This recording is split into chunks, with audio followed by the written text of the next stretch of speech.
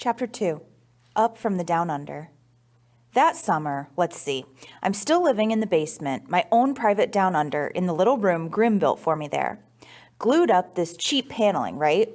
It sort of buckles away from the concrete cellar walls, a regular ripple effect. But do I complain about the crummy paneling or the rug that smells like low tide? I do not, because I like it in the down under. Got the place all to myself and no fear of Graham sticking her head in the door and saying, "Maxwell, dear, what are you doing?" Not that I ever do much of anything. Grim has it fixed in his head that I'm at a dangerous age and they need to keep me under observation, like I might make bombs or start a fire or whack out the local pets with my trusty slingshot or whatever. Except I never had a slingshot. It was Grim who had one when he was my age. The proof is right there in the family photo album. You can see this blurry little miniature Grim with no front teeth grinning at the camera and yanking back on this prehistoric slingshot. Good for whacking mastodons, probably. Just proper targets, Grim says, closing up the photo album. End of discussion. Like, oops, better hide the evidence. Don't want to give the dangerous boy any ideas. Not that I have any ideas.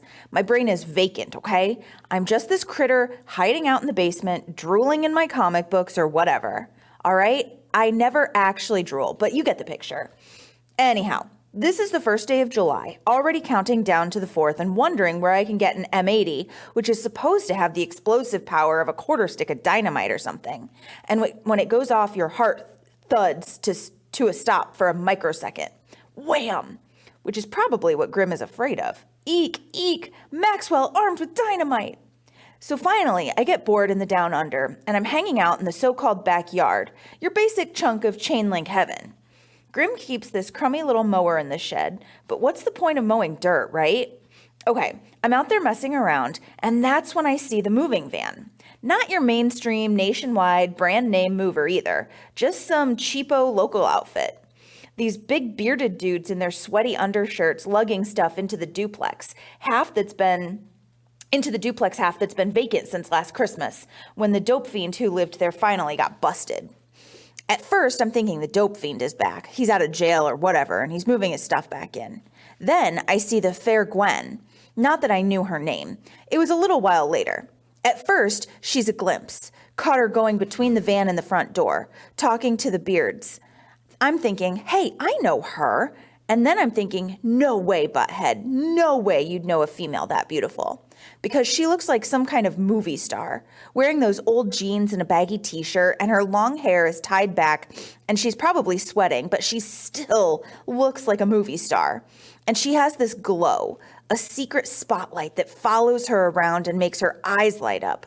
And I'm thinking, well, this improves the old neighborhood. You're thinking, yeah, right. The goon is barely out of 7th grade. Who does he think he is? All I'm saying, the fair Gwen had star quality, and even a total moron can see it. And the reason she looked familiar is I must have seen her bringing Freak to the daycare way back in the dark ages, because the next thing I notice is this crippled up yellow-haired midget kid strutting around the sidewalk giving orders to the beards. He's going, "Hey, you doofus. Yeah, you with the hairy face. Take it easy with that box. That box contains a computer. You know what a computer is?"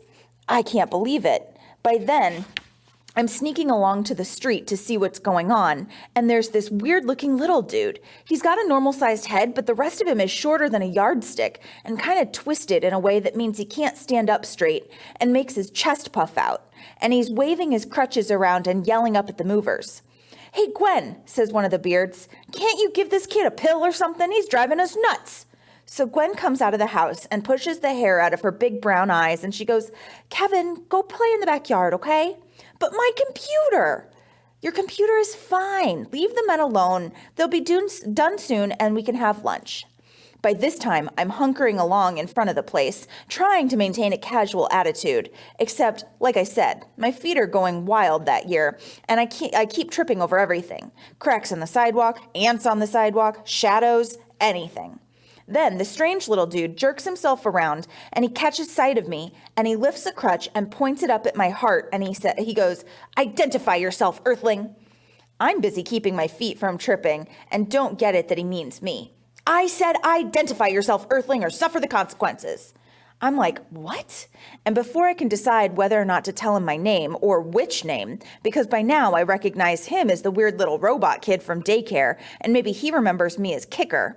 Anyhow, before I can say a word, he pulls the trigger on that crutch and makes a weapon noise, and he goes, "Then die, Earthling, die!"